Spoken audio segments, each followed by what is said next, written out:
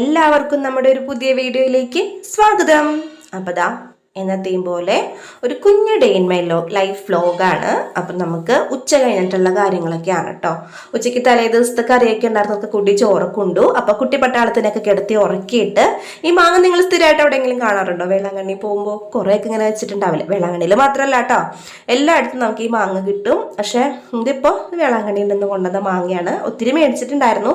ഇപ്പോൾ 2 എണ്ണ ഇനി ബാക്കിയുള്ളൂ. പിന്നെ നമ്മളിങ്ങനെ അയൽപ്പക്കത്തൊക്കെ അമ്മ കൊടുത്തു.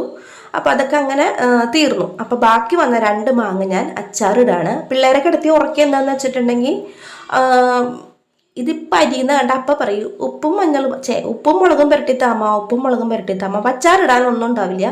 വൈകിട്ട് അമ്മ പിന്നെ വയറും വേദനയായിരിക്കും. അപ്പോൾ അതുകൊണ്ട് ഞാൻ കരുതി ഇവർ ഉറങ്ങിക്കഴിയുമ്പോഴത്തേനും എന്തായാലും ഉപ്പൊക്കെ പുരട്ടി വെച്ചിട്ട് അച്ചാറിടാന്ന് ഓർത്തു. അപ്പോൾ അതാ ഞാൻ ആദ്യം കത്തി കൊണ്ട് തോല് കളയാൻ നോക്കിയിട്ട് പോകുന്നില്ല. ഇതിൻ്റെ തൊലിയോടുകൂടി ഇട്ട് അച്ചാർ കഴിക്കും കേട്ടോ. അപ്പോൾ ഒരു കട്ടിയുമാണ്, ഭയങ്കര കട്ടിയാണ് ഇതിൻ്റെ തൊലിക്ക്. ഇതിൻ്റെ തൊലി കളഞ്ഞിട്ടാണ് നമ്മൾ അച്ചാറിടുന്നത്.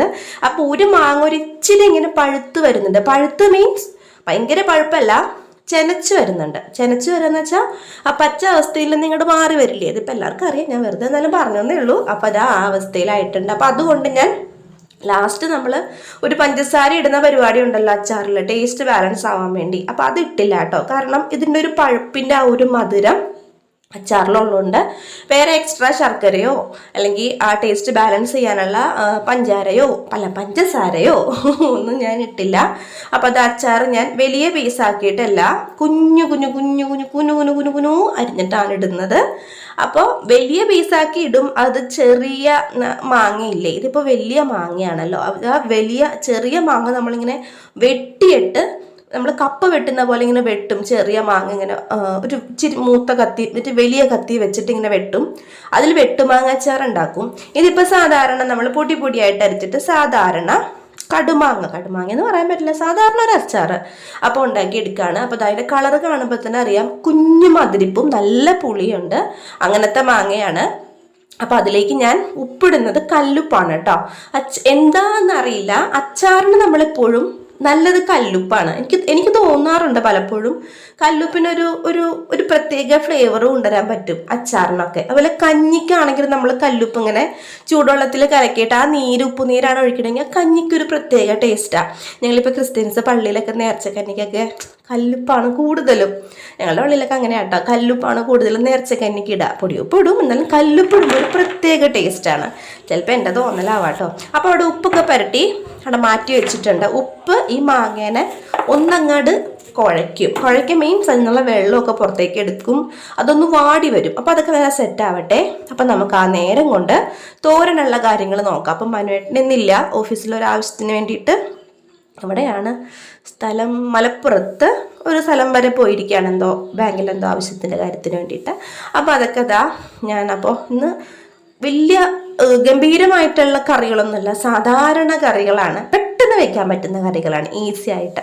അപ്പോൾ ഒരു തോരനും ഒരു ചാറും പിന്നെ ഒരു അച്ചാറും, പിന്നെ തലേദിവസത്തെ മീൻകറിയൊക്കെ ഇച്ചിരി ഇരിപ്പുണ്ട്. അപ്പം ഞാൻ ക്യാരറ്റും ബീൻസും തോരൻ വെക്കണം.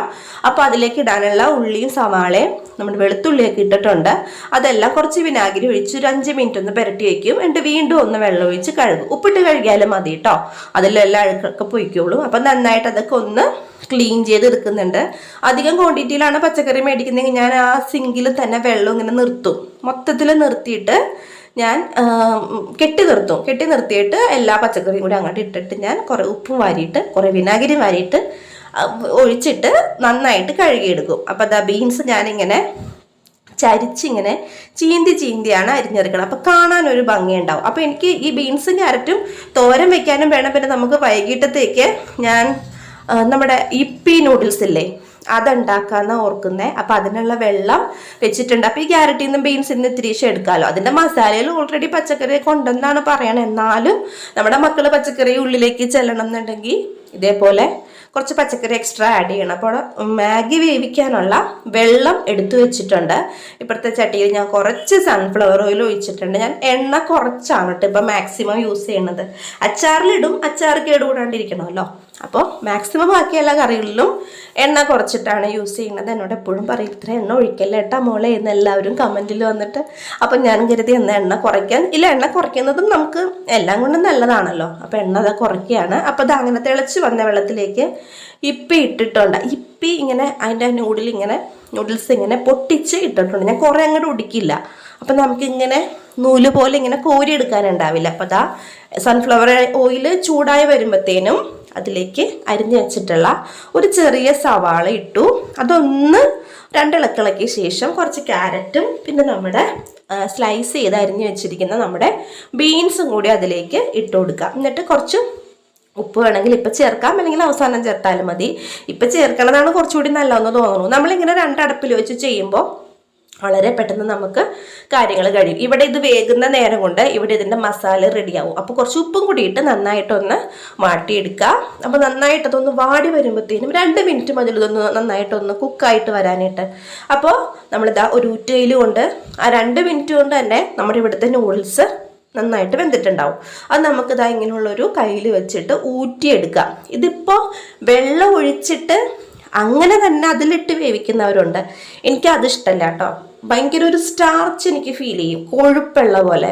അത് കഴിച്ചാലും ഇങ്ങനെ തൊണ്ടയിലും വായിലൊക്കെ ഇങ്ങനെ അതിൻ്റെ ഒരു മട്ടിപ്പ് ഫീൽ ചെയ്യും എനിക്ക്. അപ്പോൾ അതുകൊണ്ടാണ് ഞാനിങ്ങനെ അതിൽ നിന്ന് ഊറ്റിയെടുത്തിട്ടാണ് ചെയ്യണത്. ചിലപ്പോൾ അങ്ങനെ ചെയ്യുന്നതായിരിക്കും ടേസ്റ്റ് കൂടുതൽ, പക്ഷേ എനിക്കിഷ്ടം ഇങ്ങനെയാണ്.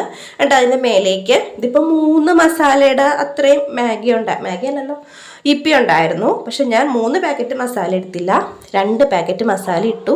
നന്നായിട്ടൊന്ന് തട്ടിക്കുടഞ്ഞ് ഇളക്കി മിക്സ് ചെയ്തിട്ടുണ്ട്. എന്നിട്ട് ഇതാ പിള്ളേർക്കുള്ളത് 2 പ്ലേറ്റിലാക്കിയിട്ടുണ്ട്. മുട്ട എന്നിട്ട് നന്നായിട്ട് ഇച്ചിരി ഉപ്പും കുരുമുളകും കൂടിയിട്ട് ചിക്കി വറുത്തിട്ട് അതിൻ്റെ മീതെ ഇട്ട് കൊടുക്കും. അങ്ങനെ നമ്മൾ ഇതില്ലേ നമ്മുടെ ബോയിൽഡ് എഗ് ഇതിൻ്റെ കൂടെ കഴിക്കാൻ അടിപൊളിയാണ്. പിന്നെ അതുപോലെ തന്നെ ബുൾസയില്ലേ, അതും സൂപ്പറാണ്. ഭയങ്കര ടേസ്റ്റാണ് നൂഡിൽസും ബുൾസയും കൂടി കഴിക്കാനായിട്ട്. അപ്പം ഞാനിവിടെ ബുൾസൈ ആക്കിയില്ല, അതിന് പകരം ഇങ്ങനെ കൊടുത്തു. ഞാൻ കഴിക്കാമെന്ന് വെച്ചിട്ടുണ്ടെങ്കിൽ ഞാൻ ആ ചട്ടി അങ്ങനെ തന്നെ നോക്കി കൊണ്ടുപോയിട്ടിരുന്ന് കഴിക്കും, പാത്രത്തിലൊന്നും ഇടത്തില്ല. വേറെ ആരും ഇല്ലല്ലോ, ഞാനും മക്കളും മാത്രമല്ലേ ഉള്ളൂ. അപ്പം അങ്ങനെയുള്ള കഴിക്കലൊക്കെ കഴിഞ്ഞിട്ട് നല്ലെണ്ണ ചീനച്ചട്ടിയിലോട്ട് ഇട്ടിട്ടുണ്ട്. നന്നായിട്ട് ചൂടായിട്ട് വരുമ്പോഴത്തേനും കടുകിട്ട് പൊട്ടിക്കുക. അതിൻ്റെ പുറകെ അത്രയും തന്നെ ഉലുവയും കൂടി ഇടുക. നമ്മൾ ഉലുവ ഇടാണ്ടിരിക്കരുത് കേട്ടോ. ഉലുവ ഇട്ടാൽ അച്ചാറാവുള്ളൂ. ഉലുവയും കായും ഉണ്ടെങ്കിൽ അച്ചാർ അടിപൊളിയാവത്തുള്ളൂ. എന്നിട്ട് അതിലേക്ക് ആവശ്യത്തിന് വേപ്പില, കീറി വെച്ചിട്ടുള്ള നമ്മുടെ ഉണക്കമുളക്, കൊല്ലമുളക്, വറ്റൽമുളക്, ഇതെല്ലാം കൂടി ഒറ്റ പേരുള്ള നമ്മുടെ മുഴുവൻ മുളക് ഇട്ട് കൊടുക്കുക. നന്നായിട്ട് അതൊന്ന് മൊരിഞ്ഞ് വരട്ടെ. ഇത് പൊടി ഇടുന്ന സമയത്ത് നമ്മൾ ലോ ഫ്ലെയിമിൽ വെക്കണം, അല്ലെങ്കിൽ പൊടി കരിഞ്ഞു പോവും, അച്ചാറിൻ്റെ ടേസ്റ്റ് മാറിപ്പോവും. 2 ടീസ്പൂൺ നമ്മുടെ കാശ്മീരി ചില്ലി, ഒരു നുള്ള് മഞ്ഞൾപ്പൊടി, അതിലേക്ക് 1 ടേബിൾ സ്പൂൺ അച്ചാർ പൊടി, ഇത്ര ഇട്ട് കൊടുക്കുക. അതൊന്ന് നന്നായിട്ടൊന്ന് ഇളക്കി കൂട്ടുക. അയ്യോ കായം ഇടണം കേട്ടോ, കായത്തിൻ്റെ ഐറ്റം പറയാൻ മറന്നുപോയി. കുറച്ച് കായം കൂടി ഇട്ട് കൊടുക്കുക. എന്നിട്ട് അപ്പം തന്നെ ലോ ഫ്ലെയിമിൽ വെച്ചിട്ട് വേണം, ഞാൻ നേരത്തെ പറഞ്ഞല്ലോ പൊടികളൊക്കെ ഇടാനായിട്ട്. ഇട്ട് നന്നായിട്ടൊന്ന് ഇളക്കി കൂട്ടുക. അതൊന്ന് മൊരിയാണെന്ന് നിൽക്കണ്ട, അപ്പം തന്നെ ഇടുന്ന വഴിക്ക് തന്നെ സാധനം മൊരിഞ്ഞിട്ടുണ്ടാവും. അതിലേക്ക് കുറച്ച് വിനാഗിരി ഒഴിക്കുക. നമ്മളെപ്പോഴും മാങ്ങയുടെ ഒരു ക്വാണ്ടിറ്റി നോക്കിയിട്ട് വേണം, കുറേ വിനാഗിരി ഒഴിക്കരുത്. അപ്പം അച്ചാർ ഇങ്ങനെ ഇവിടെ നിന്ന് ഒഴിച്ചാൽ അങ്ങറ്റം വരെ എത്തുന്ന രീതിയിലാവും. കുറച്ച് വിനാഗിരി ഒഴിക്കുക. വിനാഗിരി നമുക്ക് കുറവാണ് ചാർന്ന് തോന്നി അവസാനത്തെ പ്രോസസ്സിലാണെങ്കിൽ നമുക്ക് ഒഴിക്കാം. കാരണം നമ്മൾ അച്ചാറിൽ മാങ്ങയിൽ ഉപ്പ് കലക്കി വെക്കുമ്പോൾ അതിൽ വെള്ളമെല്ലാം ഇറങ്ങി അത്യാവശ്യം കണ്ടോ, ഇപ്പോൾ നോക്കിക്കേ, ഒഴിച്ച വിനാഗിരിയുടെ അത്ര ആണോ? ഇല്ല, ഈ മാങ്ങയിൽ നിന്നും ധാരാളം വെള്ളം ഇറങ്ങിയിട്ടുണ്ട്. അപ്പം നന്നായിട്ട് അതൊന്ന് ഇളക്കി മിക്സ് ചെയ്ത് കൊടുക്കുക. ഇനിയിപ്പോൾ വേറെ പരിപാടിയൊന്നുമില്ല, അവിടെ ഇരുന്നൊന്ന് ഒരൊറ്റ മിനിറ്റ് ഒന്ന് കുക്കാവുക. ഹൈ ഫ്ലെയിമിൽ വെച്ച് ഒരൊറ്റ മിനിറ്റ് അത്രയും മതി, കൂടുതൽ വേവിക്കരുത്.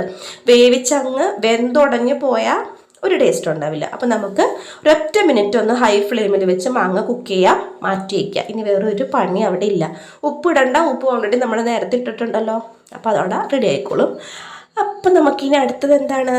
തോരൻ റെഡിയാക്കാം. തോരൻ എന്നും വെക്കുന്ന പോലെ വെളുത്തുള്ളിയും ജീരകം ഇട്ടൊന്നുമല്ല, ഇതൊരു ഉടായിപ്പ് തോരനാണ്. നമുക്ക് വീട്ടിൽ അച്ഛന്മാരില്ലാത്തപ്പോൾ ഞാനും എൻ്റെ മക്കളും മാത്രമല്ലേ ഉള്ളൂ. അപ്പനില്ല വീട്ടിൽ നിന്നൊരു അവധി, അപ്പം വീട്ടിലില്ല എന്നാണെങ്കിൽ നമ്മൾ തട്ടിക്കൂട്ട് കറിയൊക്കെയല്ലേ വയ്ക്കുള്ളൂ. അപ്പോൾ അങ്ങനെ ഒരു തട്ടിക്കൂട്ട് തോരനാണ്. എനിക്ക് മക്കൾക്ക് അത്രയും മതിയല്ലോ. ചേട്ടനില്ലാത്തതുകൊണ്ട് ഇതിനൊരു ചിരി മടിച്ചിയായി. അപ്പോൾ നമ്മളിപ്പോൾ ബീൻസും ക്യാരറ്റും തോരൻ വയ്ക്കാൻ പോകുന്നതിലേക്ക് നമ്മൾ ഉള്ളിയും വെളുത്തുള്ളിയും കൂടി ഒന്ന് ഒന്ന് കാച്ചി എടുത്തിട്ട് കുറച്ച് പച്ചമുളകും ഒരു നുള്ള് കാശ്മീരി ചില്ലിയും ഒരു നുള്ള് മുളക് പൊടി ഇടുക. എന്നിട്ട് അതിലേക്ക് ഞാൻ അരിഞ്ഞ് വെച്ചിട്ടുള്ള നമ്മുടെ ബീൻസും ക്യാരറ്റും കൂടി അതിലേക്ക് ഇട്ട് കൊടുക്കുക. ഞാൻ സാധാരണ തേങ്ങയും വെളുത്തുള്ളിയൊക്കെ ഇട്ടാണ് ചെയ്യണത്. കാരണം ഏട്ടനോട് ഭയങ്കര ഇഷ്ടമാണ് അങ്ങനെ വെക്കണത്. ആ ഒരു ഫ്ലേവർ ഭയങ്കര ഇഷ്ടമാണ്. പക്ഷേ ഇപ്പോൾ ഏട്ടനില്ലാത്തതുകൊണ്ട് ഞാൻ ഇങ്ങനെയാണ് വെച്ചത്. വെളുപ്പാകുമ്പോഴേ വരുള്ളൂ. അപ്പോൾ അതുകൊണ്ട് രാത്രി ഞങ്ങൾക്കിത് മതി, തട്ടിക്കൂട്ട് മതി. അപ്പോൾ ഞാൻ കൂടുതൽ കുക്ക് ചെയ്യില്ല. കുക്ക് ചെയ്യുന്നുണ്ടെങ്കിൽ തന്നെ അത് ലോ ഫ്ലെയിമിലാണ് ചെയ്യുക. അതൊന്ന് നന്നായിട്ട് വെന്ത് വരുന്നപ്പോഴത്തേനും ഞാൻ കുറച്ച് വേപ്പിലയും കൂടി കീറിയിട്ടു, ഒരു കൈപ്പിടി തേങ്ങാപ്പീര ഇട്ടു, എന്നിട്ട് ഒന്ന് ഇളക്കി കൊടുത്തു. അത് കഴിഞ്ഞൊരു മൂന്നോ നാലോ അല്ല, ഒരു 5 മിനിറ്റോളം ലോ ഫ്ലെയിമിൽ വെച്ചിട്ട് കുക്ക് ചെയ്തു. പിന്നെ ഓഫ് ചെയ്ത് അവിടെ വെച്ചു. പിന്നെ ആ ചട്ടിയുടെ ചൂടിലിരുന്ന് വെന്തോളും. സത്യം പറഞ്ഞാൽ ഈ ബീൻസിനും ക്യാരറ്റിനും ഒന്നും ഭയങ്കര ഇതൊന്നുമില്ല, ഭയങ്കര വേവൊന്നുമില്ല. ഇത് നമ്മുടെ മോര് കാച്ചുന്ന ചട്ടിയാണല്ലോ, നിങ്ങൾക്കറിയാമല്ലോ. അപ്പോൾ ആ ചട്ടിയിലേക്ക് ഞാൻ കുറച്ച് വെളിച്ചെണ്ണ ഒഴിച്ചു. നമുക്ക് തക്കാളി മോര് കാച്ചാം കേട്ടോ. അതിലേക്ക് കുറച്ച് സവാളയും ഇഞ്ചിയും വെളുത്തുള്ളിയും നമ്മുടെ പച്ചമുളകും വേപ്പിലയും കൂടി ഇട്ട് കൊടുത്തു. വേപ്പില ഇട്ടില്ലല്ലേ? ഞാൻ മറന്നു എന്ന് തോന്നുന്നു. അപ്പോൾ ഇട്ടില്ല. അപ്പോൾ അതിന് ശേഷം നന്നായിട്ട് കുറച്ച് ഉപ്പും കൂടി ഇട്ടിട്ട് നന്നായിട്ടൊന്ന് മൊരിയിച്ച് കൊടുക്കുകയാണ് കേട്ടോ. നന്നായിട്ടൊന്ന് മൊരിഞ്ഞ് കഴിയുമ്പോഴത്തേനും കുറച്ച് കാശ്മീരി ചില്ലി ഇട്ട് കൊടുത്തു. കുറച്ച് മഞ്ഞൾപ്പൊടിയും കൂടി ഇട്ടിട്ട് നന്നായിട്ടൊന്ന് മൂപ്പിച്ചെടുത്തു. പിന്നെ നമ്മൾ ഇതിലേക്ക് ഇടാൻ പോകുന്ന ഞാൻ പറഞ്ഞല്ലോ, നമ്മൾ തക്കാളിയാണ് മോര് കാച്ചാൻ പോകുന്നതെന്ന്. അപ്പോൾ തക്കാളി ഇങ്ങനെ ഒരു ക്യൂബ് ഷേപ്പിൽ അരിഞ്ഞെടുത്തത്, അധികം ചെറുതാക്കാണ്ട് അരിഞ്ഞെടുത്തത് ഞാൻ വേറൊരു വ്ളോഗിൽ കാണിച്ചിട്ടുണ്ട് കേട്ടോ.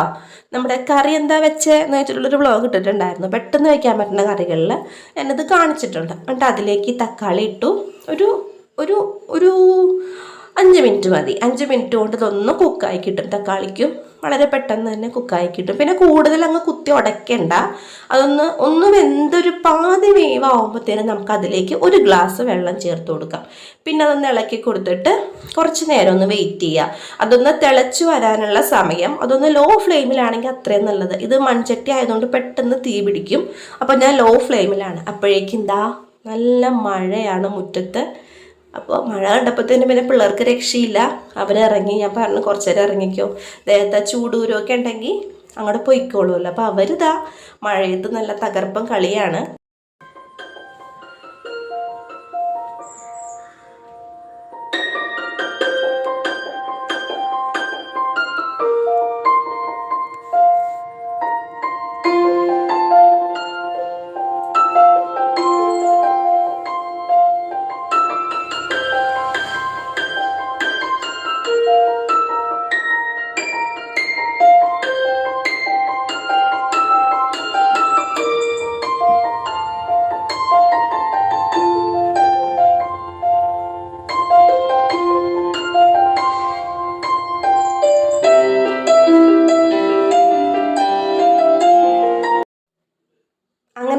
മഴയൊക്കെ അവിടെ തകർത്ത് പെയ്യുന്നുണ്ട് കേട്ടോ. അങ്ങനെ നന്നായിട്ട് ആദ്യം അങ്ങോട്ട് പെയ്തു, പിന്നെ അങ്ങോട്ട് കുറഞ്ഞു. എന്നാലും ആ ഒരു കൊടും ചൂടിന് ഒരു ആശ്വാസമായിട്ടുണ്ട്. രാത്രിയൊക്കെ ഇപ്പോൾ സുഖമായിട്ട് ഉറങ്ങാം. അപ്പോൾ ആ ഒരു നേരം കൊണ്ട് നമ്മുടെ തക്കാളിയൊക്കെ ഞാൻ ഇടയ്ക്ക് ഒന്ന് നോക്കുന്നുണ്ടായിരുന്നു കേട്ടോ. അപ്പോൾ ഞാൻ ആ നേരത്ത് തക്കാളിയൊക്കെ വെന്ത് കഴിഞ്ഞപ്പോഴത്തേനും ഒരു ചെറിയ മിക്സിയുടെ ജാറിൽ നമ്മൾ അതിൽ കുറച്ച് മോര് നന്നായിട്ടൊന്നും കൂടി ഒന്ന് അടിച്ചിട്ട് അതിലേക്ക് ഒഴിച്ചു കൊടുക്കുക. എന്നിട്ട് ആ ജാറൊന്നും കൂടി ചുറ്റിച്ച് കുറച്ചുകൂടി വെള്ളം ഒഴിച്ചു കൊടുക്കുക. ഫ്ലെയിം ഓഫ് ചെയ്യുക. ഇത്രയും മതി. ഓവറായിട്ട് കുക്കായ മോരിങ്ങനെ പിരിഞ്ഞ് വരും. ഏറ്റവും ലാസ്റ്റാണ് ഞാൻ ഉപ്പിട്ടിരുന്നു. പക്ഷെ എന്നാലും കുറച്ചുകൂടി ഉപ്പ് വേണ്ടി വന്നുകൊണ്ട് ഏറ്റവും ലാസ്റ്റ് ഉപ്പിട്ടു. അതിൻ്റെ പുറകെ കുറച്ച് കായവും കാശ്മീരി ചില്ലിയും ഉള്ളിയൊക്കെ കൂടി മൊരിയിച്ച് താളിച്ച് നമ്മൾ ആ ചാറിലേക്ക് ഇട്ടിട്ട് നന്നായിട്ട് മിക്സ് ചെയ്ത് വെച്ചിട്ടുണ്ട്. ഇനി നമുക്ക് ചാറായിട്ടുണ്ട്. അപ്പുറത്ത് തോരനും നല്ല അടിപൊളിയായിട്ട് ആയിട്ടുണ്ട്. ഇതിപ്പോൾ എളുപ്പത്തോരനാണ് കേട്ടോ. അപ്പോൾ വളരെ പെട്ടെന്ന് ഉണ്ടാക്കിയെടുക്കാൻ പറ്റുന്നൊരു തോരനാണ്. കൂടുതൽ പണിയൊന്നുമില്ല. കുറച്ച് തേങ്ങ ചിരണ്ടി എടുക്കണം എന്നുള്ളൊരു ബുദ്ധിമുട്ടല്ലാണ്ട് ബാക്കിയുള്ള പണികളൊന്നും അങ്ങനെ വലിയ പാടുള്ള പണികളൊന്നും അല്ല. അപ്പോഴേക്കും സന്ധ്യയായി. ചോറൊക്കെ നമുക്ക് ഓൾറെഡി ഉണ്ട്. അപ്പം ഞാൻ ഡ്രസ്സൊക്കെ മാറി മേലൊക്കെ കഴിയുമെന്നു നടയിൽ തിരിയൊക്കെ വെച്ചു. അപ്പോൾ ഇനി വേറെ ജോലിയൊന്നുമില്ല. അപ്പോൾ കുറച്ച് നേരം ഏതോ ഒരു ഹൊറർ പടം പുതിയത് ഇറങ്ങിയിട്ടുണ്ട്, അന്നമുളക് വെച്ചിട്ടുണ്ട്. ഞാൻ ഓഫ് ചെയ്തി സദ്യ നേരത്ത് മനുഷ്യനെ പേടിപ്പിക്കാം. അത് മാറ്റിയിട്ട് വേറെ വേറെ ഏതോ കോമഡി സിനിമ എന്തോ എനിക്ക് തോന്നുന്നു പറക്കുംതളിയാന്ന് തോന്നുന്നു.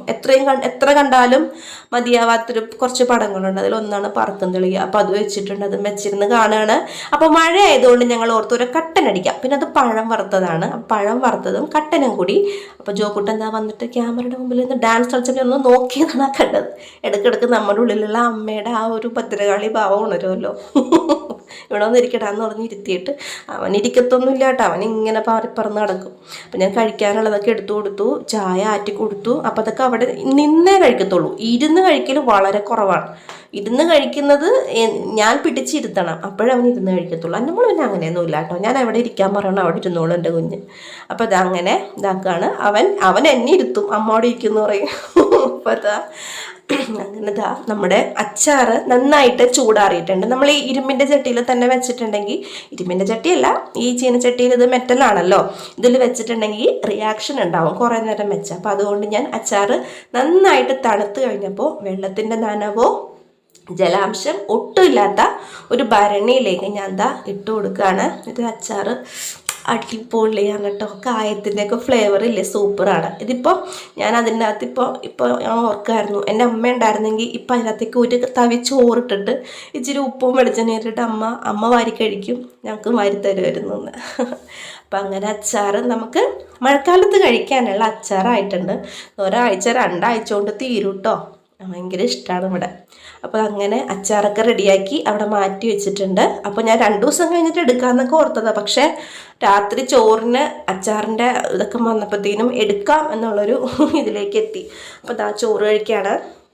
അപ്പോൾ മോരുചാറും തോരനും അച്ചാറും, ഞാൻ ഒരു 5-6 പപ്പടവും കാച്ചി, ഞാനും പിള്ളേരും മാത്രമല്ലേ ഉള്ളൂ. അപ്പോൾ പപ്പടവും കാച്ചി. എൻ്റെ പാത്രത്തിൽ തലേദിവസത്തെ മീനിൻ്റെ കഷ്ണമൊക്കെ ഇരിക്കുന്നുണ്ട്, അതൊന്നും നോക്കണ്ട. നമ്മളന്ന് കടൽ ബ്രാൻഡ് മേടിച്ച് ക്ലീനാക്കി വെച്ചില്ലേ ഫ്രിഡ്ജിൽ, അത് ഞാൻ പിറ്റേ ദിവസം കറി വെച്ചായിരുന്നു. അപ്പോൾ എൻ്റെ 2 കഷ്ണമുണ്ട്, പിള്ളേർക്ക് മീൻ വേണ്ടാന്ന് പറഞ്ഞു രാത്രി. അപ്പോൾ ഞാൻ പപ്പടം കാച്ചി, അവർക്ക് പപ്പടവും തോരനും അച്ചാറൊക്കെ കൂട്ടി അവർക്ക് ചോറ് കൊടുത്തു. മോരുചാറൊക്കെ കൂട്ടി ഞാൻ വാരി കൊടുക്കണം, അല്ലെങ്കിൽ ഒന്നും വയറ്റിലേക്ക് പോവില്ല ജോക്കുട്ടൻ്റെ. അപ്പം ഞാനെന്താ ചോറ് കഴിക്കുകയാണ്. ഈ ചാറിനൊരു ഇച്ചിരി പുളിയുണ്ട് കേട്ടോ, പുളി നന്നായിട്ട് ഇഷ്ടമുള്ള ആൾക്കാർ, നമുക്കിപ്പോൾ പുളിഞ്ചാറൊക്കെ നമ്മൾ വെക്കില്ലേ, വാളംപുളി പിഴിഞ്ഞിട്ട് പാലക്കാടൊക്കെ വെക്കണ പോലെ, അപ്പോൾ അതുപോലെയൊക്കെ വെക്കുകയാണെങ്കിൽ ഇഷ്ടമുള്ളവരാണ്, ടേസ്റ്റൊക്കെ ഇഷ്ടമുള്ളവരാണെങ്കിൽ ഇതൊക്കെ ഇഷ്ടപ്പെടും. അല്ലെങ്കിൽ കുറച്ച് തേങ്ങയും കൂടെ അരച്ചേർത്താൽ അത് സോൾവ് ആകും. അപ്പോൾ ഇന്നത്തെ വീഡിയോ ഇത്രേ ഉള്ളൂ. വീഡിയോ കണ്ട എല്ലാവർക്കും താങ്ക് യു.